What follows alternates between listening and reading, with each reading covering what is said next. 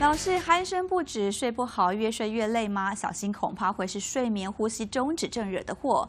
治疗上，如果觉得佩戴正压呼吸器或是口内矫正器很麻烦，部分病患可以考虑手术治疗。最新的微创电浆刀，手术时间只要20分钟，出血量极少，术后伤口疼痛大幅降低，恢复的时间比传统的电烧法还要短。而到底什么是电浆刀呢？跟着人体实验室一块到耳鼻喉科去了解。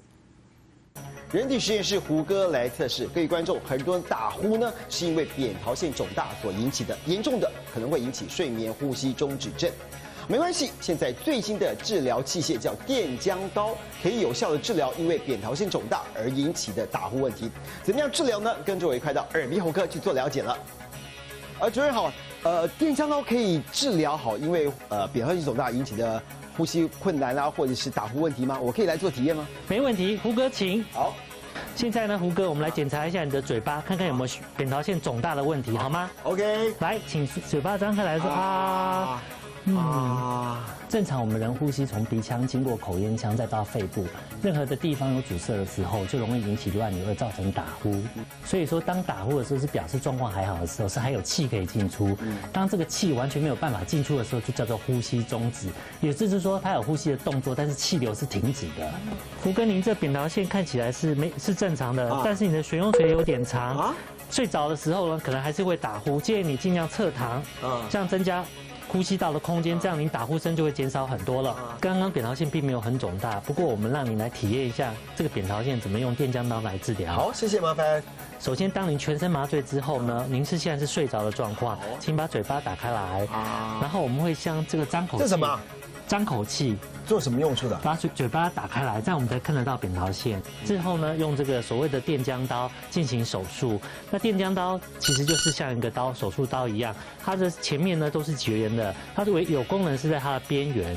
所以当我们把扁桃腺抓住之后，我们执行电浆刀之后，就可以把扁桃腺呢很轻而易举的离开，把它切割下来了。好，各位观众，我们刚刚已经是模拟了这整个电浆刀执行的过程，但是怎么样切除掉肿大的扁桃腺呢？我们特别准备一台猪肉来了解一下传统跟电浆刀怎么样来执行。以前传统手术是用电刀，用高温的能量呢，直接把扁桃腺跟底下的组织予以剥离。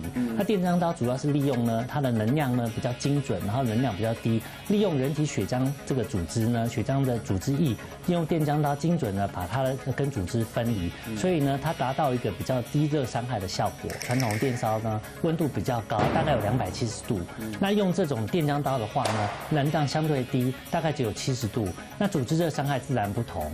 这个就是病人呢在全身麻醉上进行的手术影片。只要是因为呼吸道狭窄的扁桃腺，我们要处理两边，这样空间增加了才会大。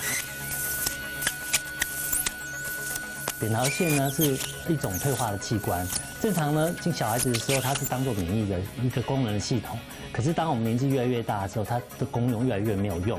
所以正常的话，从6岁到7岁之后呢，它会渐渐的退化萎缩。可是如果我们经常有经过感染，它会造成慢性发炎的话，它就慢慢的肿大。好，谢谢主任。好，各位观众，跟传统比较起来，电浆刀伤口小，恢复快，而且疼痛感少，是对这个患者来说是非常不错的选择。我们人体实验室体验完成。